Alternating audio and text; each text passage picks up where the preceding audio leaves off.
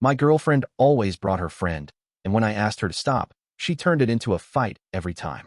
When I first started dating Rachel, everything felt fresh and exciting. She had this wild energy about her, spontaneous, loud in a fun way, and unapologetically herself. I loved it. We met at a concert in Nashville, and within a week we were inseparable. But somewhere in those early days, her best friend, Emily, was always there. At first, I didn't mind. Emily was cool, funny even. She was Rachel's roommate, so I understood the closeness. But over time, it got weird. Every time I planned a date, whether it was dinner, hiking, even a short weekend getaway, Rachel would casually say, "Emily's tagging along. Hope that's okay." It wasn't. I let it slide more times than I should have. One time I bought tickets for a comedy show Rachel had mentioned wanting to see. I got 2 seats. I figured it was the perfect way to have some one-on-one time. She showed up with Emily anyway. I figured we could all go together. She chirped like it was no big deal. I smiled, but inside I was boiling. After the show, I finally brought it up. "Babe, I really like Emily, but why is she always with us?" Rachel's mood flipped instantly. "Excuse me? Are you saying you don't like my best friend now?" "That's not what I said." I tried to clarify. "I just want to spend some time with you. Alone. Just us." She rolled her eyes and scoffed. "Wow, you sound so controlling right now." That was the first real fight we had, but it wasn't the last.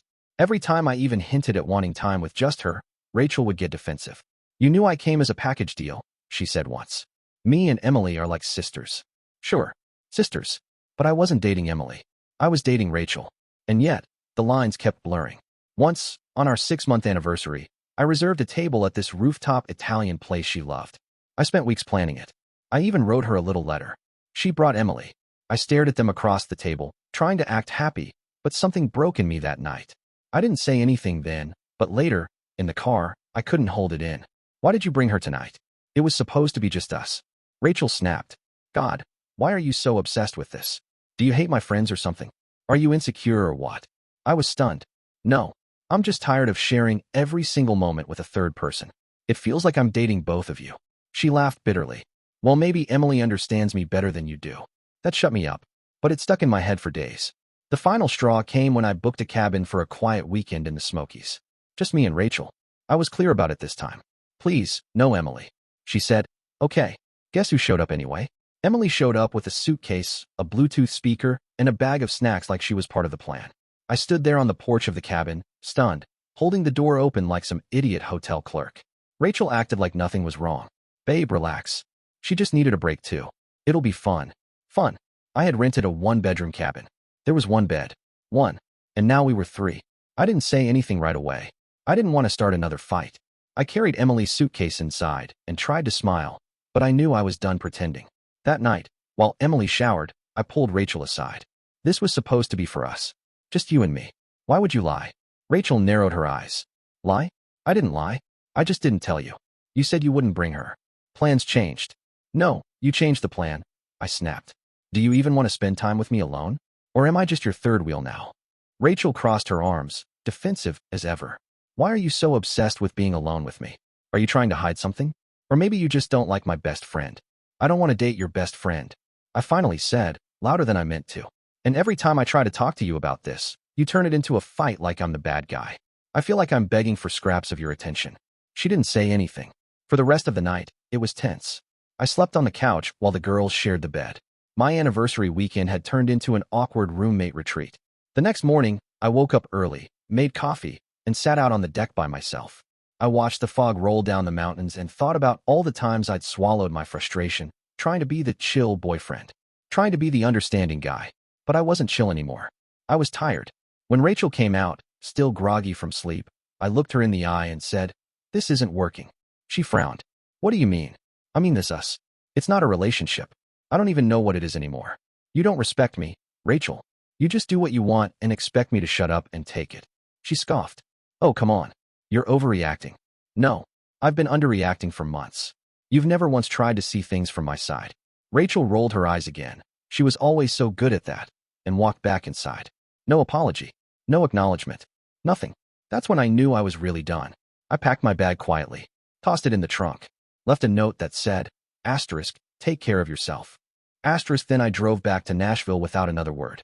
A week passed. She blew up my phone with calls and texts. Said I was being dramatic. Said Emily thought I was toxic and controlling. Said if I really loved her, I would have just accepted her as she is.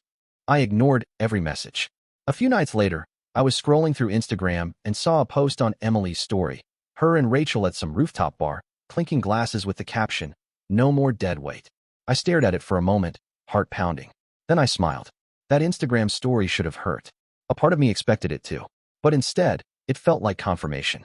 Proof that I wasn't crazy for feeling used, sidelined, and disrespected. No more dead weight. That's what I had been to them. Dead weight. I could have just moved on and stayed silent. That was my first instinct. But then I started thinking about all the things I did for Rachel. The rides, the dinners, the trips, the job recommendation I got her through a buddy of mine in marketing. I even helped Emily find a sublet when her old apartment flooded last year. All that effort, just to be tossed aside with a smug caption. So, I decided not to be petty, just strategic. First, I called my buddy at the marketing agency. "Hey, you remember Rachel?" "Oh yeah, she's the one you referred for the social media role, right?" "Yeah," I said. "Just giving you a heads up. We're no longer together. And I recently found out she's been, let's say, unprofessional online." He paused. "Unprofessional how?" "I can send you screenshots," I offered. Some of her and her friend mocking clients, even the company. Not a good look. To be fair, I didn't even need to exaggerate. Rachel and Emily were always posting stories where they talked trash about boomers they had to work with or laughed about slacking off on the job. It didn't take much digging. 2 days later, she was let go. No big confrontation. No drama. Just a corporate email thanking her for her time. She texted me in a panic that night. "Why would you do that to me?" I replied with a single sentence. "I stopped carrying dead weight." Then I blocked her. It wasn't about revenge for the job. It was about drawing a line. I'd given her space, time, and more chances than she ever gave me. I asked for one simple thing, alone time with the person I loved, and she treated me like I was unreasonable. After that, I finally started healing. I got back into my photography, something I had let slip during the relationship. I reconnected with friends. I even started dating again, slowly, cautiously, but this time with clearer boundaries. About a month later, I ran into Emily at a coffee shop downtown. She was alone. Her face looked tired, and there was no snarky smile when she saw me. I gave her a polite nod and kept walking. But just before I reached the door, she called out, "You know, she really did love you." I turned back slowly. Maybe, but she never respected me. And that's the part that matters.